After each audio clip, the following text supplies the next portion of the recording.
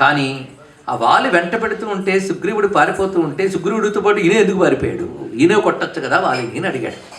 గొప్ప సందేహం కదా మనకి.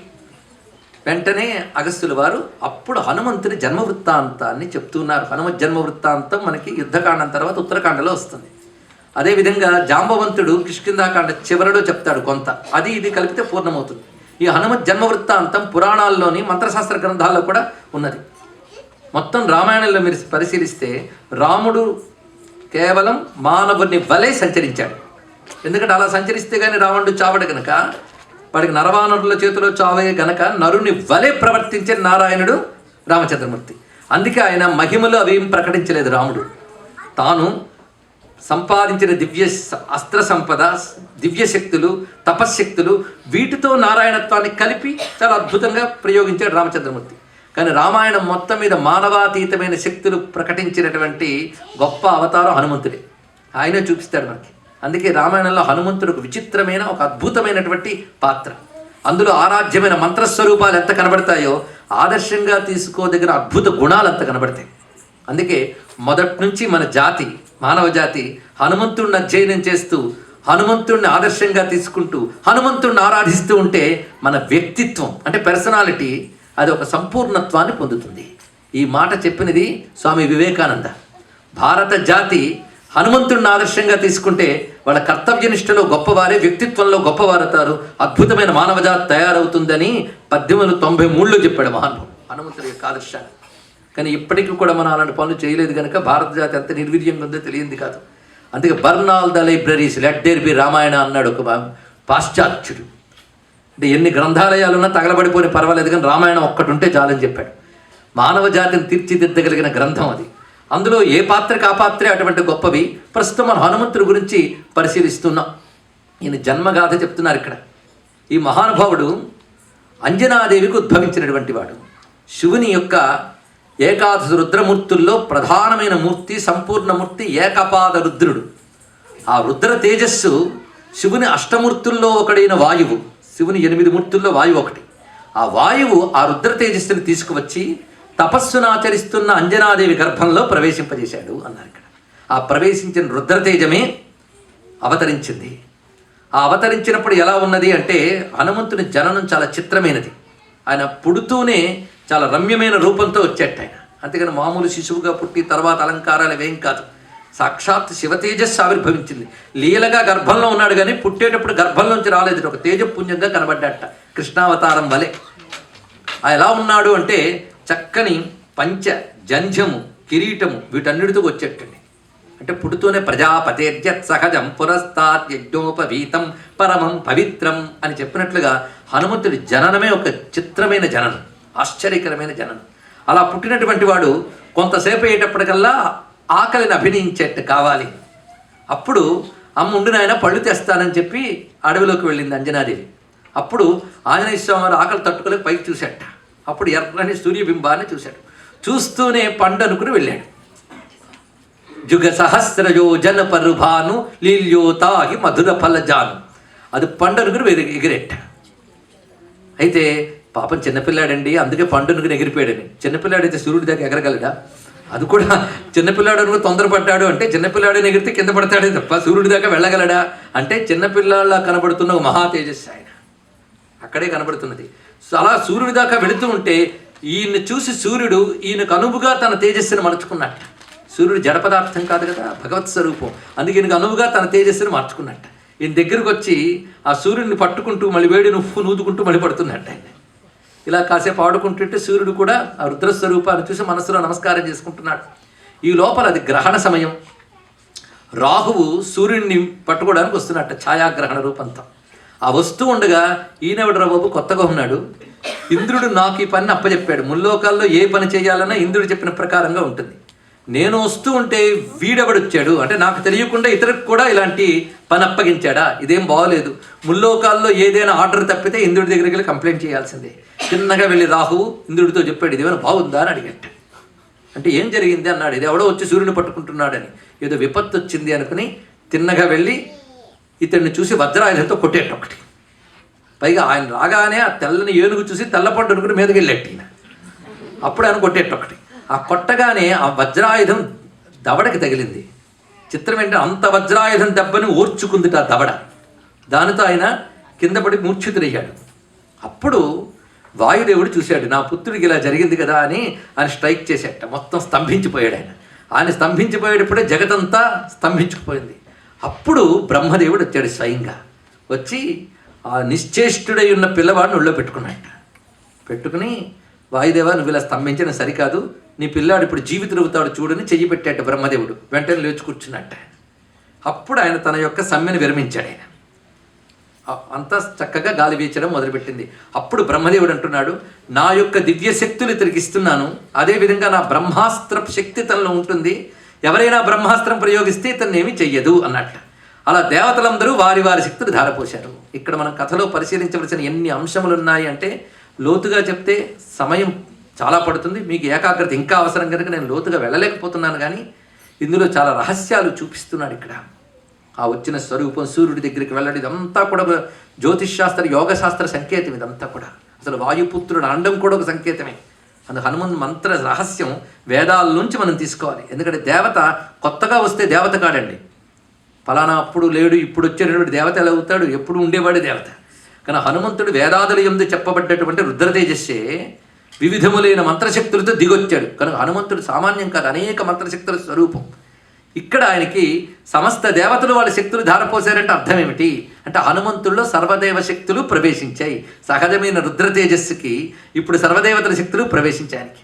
పైగా సూర్య భగవానుడు అన్నట్ట, ఇతడికి నేను సరి అయిన వయస్సు వచ్చినప్పుడు విద్య నేర్పుతాను అన్నట్ట. విద్యాభ్యాసానికి అనువైన వయస్సు వచ్చినప్పుడు నేను విద్య నేర్పుతాను అని చెప్పాడు. సరే, అందరూ కూడా సంతోషించారు, వెళ్ళారు. ఆంజనేయ స్వామి వారు ఆ చిన్నతనంలో ఆ ఆశ్రమాల్లో తిరుగుతూ అల్లరి పెడుతూ ఉన్నట్ట. మరి పిల్లలు అల్లరి పెట్టరా అండి? అల్లరి పెట్టాలి, కానీ వాళ్ళ అల్లరిని మనం జాగ్రత్తగా కంట్రోల్ చేయాలి. ఉపన్యాసాల దగ్గర అల్లరి పెట్టించకూడదు. పిల్లలు అల్లరి పెట్టడం కూడా ఆరోగ్యానికి మంచిదే. మా పిల్లాడు అసలు ఏం అల్లరి పెట్టండి, బుద్ధిగా వచ్చి కూర్చుంటాడంటే డాక్టర్ దగ్గర తీసుకెళ్ళి, అది మందకొడితనం బుద్ధిమాంద్యం అవుతుంది. పిల్లలు అల్లరి పెట్టాలి. అందుకే అల్లరి పిడుగులు మహామేధావులే. ఆంజనేయ స్వామి అంత మేధావి, మళ్ళీ కృష్ణ పరమాత్మ అంత మేధావి, జగద్గురువు. వాళ్ళ బాల్యం అంతా అల్లరే. అయితే ఆ అల్లరిని ఒక్కొక్కలా కట్టడి చేస్తూ ఉంటారు. ఇక్కడ ఈయన అల్లరి తట్టుకోలేక ఋషుల దగ్గరికి వెళ్ళిపోయిన ఆశ్రమంలో వాళ్ళవన్నీ విరిచేస్తూ వాళ్ళని ఒకంత యజ్ఞాలు యాగాలు సాగనివ్వకుండా అల్లరి పెడుతున్నట్టు ఈయన. పాపం ఉద్దేశమేం మంచి ఉద్దేశం, చిన్నపిల్లాడు, అతనికి ఏం తెలుసు. వెంటనే వాళ్ళందరూ కూడాను ఈయన తన శక్తిని తాను మరచి ఈ ఉద్వేగము తగ్గుగాక అన్నట్ట. వెంటనే వాళ్ళ అమ్మంది ఇలాగ ఈయన శక్తి అంతా మర్చిపోతే ఎలాగయ్యా అని. సమయం వచ్చినప్పుడు ఈయన జీవితాన్ని జన్మవృత్తాంతాన్ని ఎవరైనా చెప్తే అప్పుడు ఈయన శక్తి తిరిగి జాగృతం అవుతుంది. అంతవరకు ఈయన కేవలం జ్ఞానిగానే ఉంటాడే తప్ప ప్రతాపాలు చూపించడు అని అన్నారు. అప్పటి వరకు నుంచి ఆంజనేయ స్వామి వారు గొప్ప జ్ఞాని. కానీ సూర్యుడు మాట అన్నాడు, ఈయనకి నేను విద్య నేర్పుతానని. అది గుర్తుపెట్టుకుని నాన్నతో అమ్మతో అన్నట్ట, నేను సూర్యుడి దగ్గరికి విద్యకి వెళ్తానని. చూసారా, గురువుగారు అంట నీకు విద్య నేర్పుతానని. ఆయన వెళ్ళిపోతారు. మళ్ళీ ఆయన రా విద్య నేర్పుతాను ఆయన పిలవకూడదు, శిష్యుడు చూపించాలి ఆసక్తిని. ఆయన వెళ్ళి అడుగుతున్నాడు విద్య కోసం. అయితే సూర్యుడు అన్నాడు, నేదో మాట వరుసకు అన్నాను కానీ నీకు విద్య నేర్పేటంత తీరికెక్క నాకు, పొద్దుటి నుంచి సాయంత్రం వరకు అటు ఇటు సంచరించేటప్పటికే నాకు అయిపోతుంది అంటే మీ సంచారంతో పాటు మీతో పాటు వచ్చి విద్య నేర్చుకుంటానండి అన్నాడు. చూసారా, ఈ రోజుల్లో శిష్యులకు అనుకూలంగా గురువులు ఉండాలి, కానీ గురువుకు అనుకూలంగా శిష్యుడు ఉండాలి. ఈ కథలో చూడండి, గురు శిష్య సంబంధం గురించి కూడా మీరు అర్థం చేసుకోవచ్చు. ఇక్కడ గురువుకి తగ్గట్టు శిష్యుడు నడుచుకుంటూ వెళ్తూ ఉండాలి. గురువుగారి నుంచి ఏ మాట రాలుతుందా పట్టుకుందామా అనే శ్రద్ధ ఉండాలి. అప్పుడు వాడు సరి అయినటువంటి శిష్యుడు అవుతాడు. దీన్ని అంతేవాసి అని అంటారు. అలాగే సూర్యుడికి శిష్యరికం చేసేట. నేను ఈ మాట చెప్తూ ఉంటే మనకందరికి ఒక ప్రశ్న రావచ్చు, ఎందుకంటే మన సైంటిస్టులం కదా. అయ్యా, సూర్యుడు కదలడు కదా, భూమి కదా కదులుతూ ఉంటుంది, మరి సూర్యుడు గమనం చేస్తుంటే ఈయన గమనం చేస్తూ వెళ్తూ ఉంటానన్నాడే, అంటే మన వాళ్ళకి సైన్స్ తెలియదు అన్నమాట అని వెంటనే అంటామన్నమాట. కానీ ఇక్కడ మీరు కొంచెం ఆలోచించారు. పురాణాల్లో ఇలాంటివి అర్థం చేసుకోవాలి. ఎప్పుడైనా కథ చెప్పేటప్పుడు రిలేటివ్గా చెప్తారు. ఆ కొమ్మ మీద చూడు చంద్రుడు కనబడుతున్నాడు అంటారు. కొమ్మ మీద చంద్రుడు ఉన్నాడు, ఆకాశం మీద ఉన్నాడు. కానీ మన కొమ్మ మీద చూడు అంటే మన దృష్టి వెంటనే కొమ్మ మీదకి వెళ్తే ఆయన కనబడే అవకాశం ఉంది. కానీ కొమ్మ మీద చంద్రుడు ఉదయించును అని రాయకూడదు. దీన్ని శాఖాచంద్ర న్యాయం అంటారు. మనకు అర్థమయ్యేటట్టుగా రిలేటివ్గా చెప్తారు అంతే కథని. దీన్ని మనం అర్థం చేసుకోవాలి. పురాణాలు సంకేత భాష అని మనం చెప్పుకున్నాం. ఇక్కడ విశేషం ఏంటంటే ఉదయం నుంచి అస్తమయం వరకు సూర్యుడినే అనుసరించాడు అంటే అర్థం ఏంటంటే సూర్య భగవాను ఉపాసన చేశాడు ఆంజనేయ స్వామి వారు. అది తెలుసుకోవాల్సింది. సూర్యుడికి గమన సమయంలో, అంటే సూర్యకాంతి గమన సమయం, సూర్యుడు గమనం చేయడం కాదు, కాంతి గమనం చేస్తుందిగా. అందుకు సూర్యోదయం నుంచి సూర్యాస్తమయం వరకు ఒక్కొక్క కాలమనందు ఒక్కొక్క రకమైన సౌరశక్తి ఉంటుంది అని వేదం చెప్తుంది. ఆ శక్తిని అందరం పొందుతాం. మనం పట్టించుకోకపోయినా పశువులు, పక్షులు, వృక్షాలు, మనము అందరూ సౌరశక్తినే పొందుతున్నాం. వాళ్ళ శరీర ధర్మం బట్టి వాళ్ళు పొందుతారు. ఒక్కొక్క శరీరం వాటి లక్షణం బట్టి సౌరశక్తిని పొందుతూ బతుకుతుంది. అందరికీ సౌరశక్తే. కానీ సూర్యుడిలో దివ్యత్వ శక్తి అని ఒకటి ఉంటుంది. అది మాత్రం పశువులు, పక్షులు, మానవులు ఎవ్వరూ పొందలేరు. అది పొందాలి అంటే ఉపాసనతోనే పొందగలం, మరొక దాంతో పొందలేము. ఒక్కొక్కటి పొందడానికి ఒక్కొక్క రకమైనండి. సూర్యుడిలో విద్యుత్ శక్తి ఉందా లేదా? దాంతో సోలార్ ఎనర్జీ తయారు చేస్తున్నారు, సోలార్ ఎలక్ట్రిసిటీ వస్తుంది ఇప్పుడు. అయితే ఎలక్ట్రిసిటీ చేయాలంటే సూర్యుడిలో విద్యుత్ శక్తి ఉందని నిలబడితే విద్యుత్ శక్తి వస్తుందా? ఆ ఉన్న విద్యుత్ శక్తిని గ్రహించడానికి దానికంటూ యంత్రం తయారు చేస్తారు కదా. ఆ యంత్రం ద్వారా మనం పొందుతూ ఉన్నాం విద్యుత్ శక్తిని. అంటే అక్కడ ఉంది, కానీ మామూలుగా పొందడం యంత్రం ద్వారా పొందుతున్నాం. అదేవిధంగా ఇక్కడ సూర్యుడిలో దివ్యత్వం ఉంది, అది పొందే ప్రాసెస్ ఉపాసన. అందుకే భారతీయ సంస్కృతి సూర్యోపాసన ఆధారం చేసుకుని. అందుకే రామాయణం మొత్తం సూర్యారాధనే. మొట్టమొదటి కౌసల్య ప్రజారామ దగ్గర నుంచి సూర్యతత్వ ఉపాసన భారతీయ సంస్కృతిలో ప్రధానం. మనం ఏ దేవతలను పూజించినా అదంతా సూర్యుడిలోకి పర్యవసింపబడుతుంది. అదే ఆదిత్య హృదయం యొక్క రహస్యం. సర్వదేవాత్మకో హేష తేజస్వీ రశ్మి భావన. 2 ఏళ్ల క్రితం కూడా ఆదిత్య హృదయం 3 గంటలు చెప్పడం జరిగింది. ఇదిగో మా అమ్మ శేష శర్మ గారు చెప్పించారు, గుర్తుంటుంది మీకు. అంత తేలిక మర్చిపోరు కదా. సరే, మొత్తానికి అటు సర్వదేవాత్మకుడు, ఆయన్ని ఉపాసించడం. ఎవరు ఏ ఇష్టదైవాన్ని కొలుచుకున్నా సూర్యుడి యందు ఆరాధిస్తే తొందరగా సిద్ధి లభిస్తుంది. అలాంటి సూర్యుడు విద్యాస్వరూపుడు, గురువు అని భావన చేస్తే త్రయీమయాయ త్రిగుణాత్మధారిణి విరించి నారాయణ శంకరాత్మని. ఆ సూర్య భగవానుడి దగ్గర నుంచి విద్యాభ్యాసం అంతా నేర్చుకున్నట్ట. దానితో వేదాది విద్యలన్నీ ప్రకాశించాయి. హనుమంతుడు ప్రధానంగా జ్ఞానస్వరూపుడు, తెలుసుకోండి. జ్ఞానావతారం హనుమంతుడు. అదే హనుమంతుని యొక్క జన్మ వృత్తాంతం. అప్పటి నుంచి ఆయన వానర వీరులందరికీ మంత్రి అయ్యాడు జ్ఞానం చేత. కానీ మహానుభావుడు చేసిన గొప్ప పని ఏమిటంటే, అప్పుడు వాలి పాలించేవాడు. దుందుభితో యుద్ధం జరిగినప్పుడు వాలి మరణించాడేమో అని అనుకుని సుగ్రీవుడు రాజ్యపాలన చేస్తున్నాడు. కానీ వాలి మరణించలేదు. తిరిగి వచ్చి సుగ్రీవుడు పట్టుకున్నాడు. అయ్యా, నాది పొరపాటు అయిపోయింది, నువ్వు మరణించేవేమో అనుకుని సింహాసనం ఎక్కాను, కానీ సింహాసనం మీద నాకేమీ మోజు లేదు, నువ్వు వచ్చి కూర్చో అన్నట్ట. కానీ బలహంకారం వల్ల వాలి సుగ్రీవుడిని తన్ని ఇంకా గట్టిగా హింసింప ప్రయత్నిస్తే, చంపేద్దామని ప్రయత్నిస్తే పారిపోయేట్టు సుగ్రీవుడు. అప్పుడు హనుమంతుడు చూశాడు. ఇది హనుమంతుడు గొప్పతనం చూడండి. ఆయన తన ప్రతాపం తనకు తెలియదు కనుక బలం చూపించలేదు. కానీ ఆయన ఒక్కటి ఆలోచించాడు. మంత్రి అయిన వాడు రాజు దగ్గర ఉండాలి. రాజు ఎవడు? వాలి. సుగ్రీవుడు పొరపాటున ఇచ్చి మళ్ళీ రాజ్యం వాలికి ఇస్తున్నాడు. ఇప్పుడు వాలి మళ్ళీ రాజ్యం ఎలాగో పొందుతాడు. సుగ్రీవుడు పారిపోయాడు. ఎక్కడికి పారిపోయాడు అంటే ఋష్యముఖ పర్వతం మీదకి పారిపోయాడు. వాడు అదృష్టవశాత్తు అక్కడికి వాలి చేరాడు. శాపం ఉంది కనుక ఋషిముఖ పర్వతం వద్దకు వాలి రాడు. అందుకు సుగ్రీవుడికి ఒక సేఫ్ ప్లేస్ దొరికింది. అంటే భగవంతుడు ఎన్ని దారులు మూసినా అనుగ్రహించదలుచుకుంటే ఏదో ఒక దారి ఉంచుతాడు, అది తెలుసుకోండి. సుగ్రీవుడు అక్కడికి చేరుకున్నాడు. కానీ ఆంజనేయ స్వామి వారు చూడండి, ఇప్పుడు వాలి కదా రాజు, అక్కడే మంత్రిగా ఉండాలి కదా, కానీ ఉండలేదు. ఇది ఎందుకంటే అధర్మానికి వత్తాసు పలకకూడదు అది అనుకున్నాడు ఆంజనేయ స్వామి వారు. అధర్మం రాజ్యం వెళితే దానికి నేను మంత్రిత్వం వహించకూడదు. బుద్ధి చెప్పి చూశాడు, వినలేదు వాలి. వెంటనే విడిచిపెట్టేశాడు. విడిచిపెట్టి సుగ్రీవుడితోనే ఉన్నాడు. ఎందుకంటే సుగ్రీవుడికి రాజ్యం లేకపోవచ్చు, ధర్మం ఉంది. అందుకు భగవంతుడు ధర్మం ఎక్కడుందో అక్కడుంటాడు, కానీ పదవి ఐశ్వర్యం ఉన్న చోట ఉండడు అని ఇక్కడే మొట్టమొదటి తెలుసుకోవాల్సిన విషయం ఇక్కడ. అందుకు ధర్మం ఉంది, పదవి లేదు, సంపద లేదు, భయస్థుడే ఉన్నాడు, ఆయన పక్కన ఉన్నట్టు ఆంజనేయ స్వామి. సుగ్రీవుడు చేసిన గొప్ప పని ఏమిటంటే, అన్నీ పోయే కానీ హనుమంతుడి దగ్గర ఉన్నాడు. ఈయన హనుమంతుడిని విడిచిపెట్టలేదు, హనుమంతుడు ఆయన్ని విడిచిపెట్టలేదు. ఇప్పుడు మరో కోణంలో మీరు చూడాలి హనుమంతుడిని, రామాయణాన్ని. ఇలా ఉంటూ ఉన్నారు. ఈ లోపల రామచంద్రమూర్తి సీతావియోగంతో బాధపడుతూ శబరి చెప్పినటువంటి మాటల ఆధారంగా పంపానదీ తీరము గుండా ఋష్యముఖ పర్వతానికి వస్తూ ఉంటే లక్ష్మణ సహితుడై పైనుంచి సుగ్రీవుడు చూసి వీళ్ళెవరా అని భయపడిపోతున్నట్ట. ఎందుకంటే మన మనస్సులో భయం ఉంటే అంతా అదే కనిపిస్తుంది. ఇప్పుడు వీడి భయం ఎవరు? వాలితో భయం. ఆ వాలి రాలేక ఎవరినైనా దేవలోకం నుంచి తెచ్చి నా మీద ఉసుగొల్పాడని భయపడుతున్నాడు. దానితో అటు ఇటు తిరుగుతున్నాడు. అప్పుడు ప్రవేశిస్తాడు ఆంజనేయ స్వామి వారు. అంతవరకు ఆంజనేయుడు పాత్ర ప్రవేశం కనబడదు. కిష్కింధకాండలో అక్కడ వస్తుంది ఆంజనేయ స్వామి వారి ప్రవేశం. ఎంత అద్భుతంగా వస్తుందో చూడండి హనుమత్ ప్రవేశం. తతస్థం భయసంత్రస్తం వాలికిల్బిష సంకితం ఉవాచ హనుమాన్ వాక్యం సుగ్రీవం వాక్యకోవిద. ఇది మొదలవుతుంది. తతస్థం భయసంత్రస్తం, భయంతో వణికిపోతున్నటువంటి సుగ్రీవుని చూసి వాక్యకోవిదుడైన హనుమంతుడు మాట్లాడుతున్నాడు అన్నారు. అంటే హనుమంతుడి ప్రవేశం ఎలా వస్తుంది?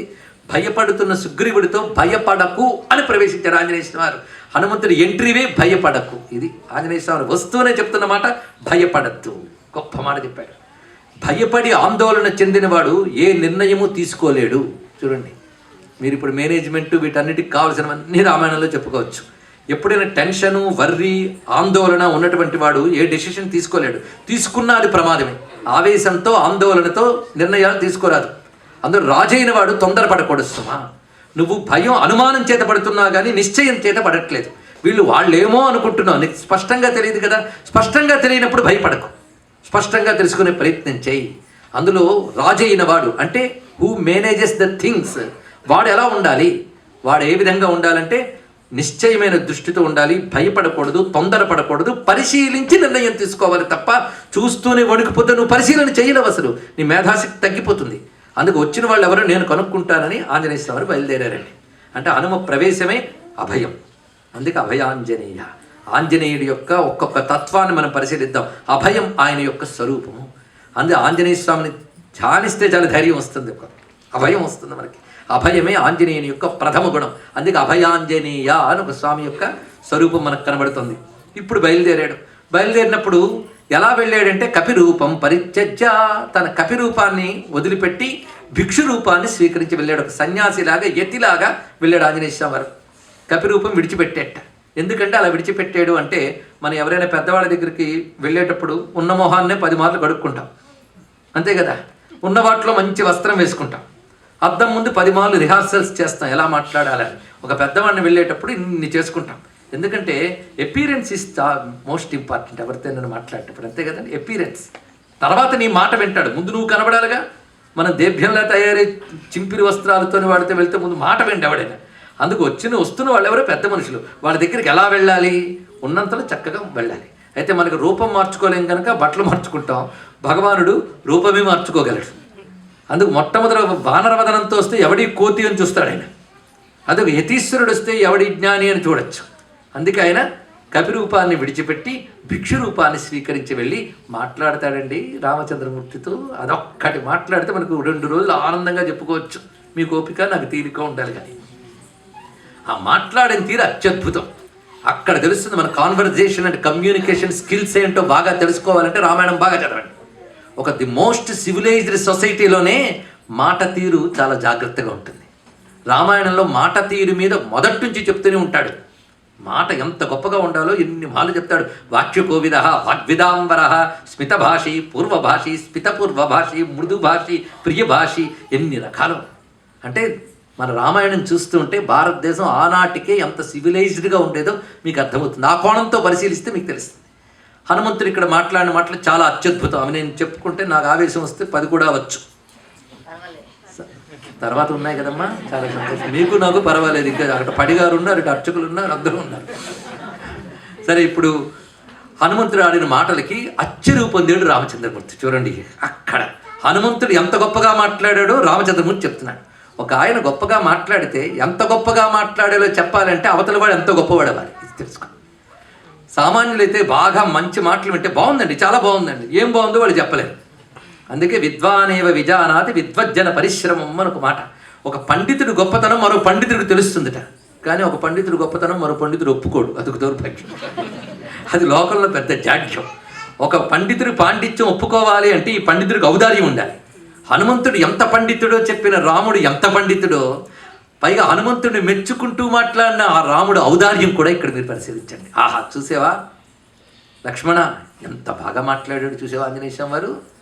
అంటే పేరు తెలియదు అనుకోండి, ఆయనే చెప్పాడు చివరికి హనుమన్నామ వానరహ అని. అందుకే హనుమంతుట్ట చాలా గొప్పగా మాట్లాడాడు. పైగా ఇతడు నానృగ్వేద వినీతస్య నా యజుర్వేద ధారిణ నా సామవేద విశ్వో సఖ్యమేవం ప్రభాషితు. ఋగ్వేద యజుర్వేద సామవేదాల్లో మహాపండితుడైన వాడు మాత్రమే ఇలా మాట్లాడగలడు. అంటే హనుమంతుడి యొక్క విద్య ఏమిటో చెప్తున్నాడు చూడండి. అంటే ఒకడు మాటలో వాడి విద్య, వాడి మనస్సు, వాడి తపస్సు, వాడి ఆరోగ్యం అన్నీ తెలుస్తాయి. అంత పండితుడు నీరసంగా మాట్లాడితే వస్తూ ఒంట్లో బాగుంటలేదు, కోలుకున్నాక మాట్లాడదాంలేండి అంటారు. అంటే మన మాట మన యొక్క మొత్తం స్థితిని చెప్తుంది. అందుకే వాగ్గి సర్వస్య కారణం పురుషస్య రసో వాచ అన్నారు ఇక్కడ. అంటే అర్థం ఏంటి? The essence of human being is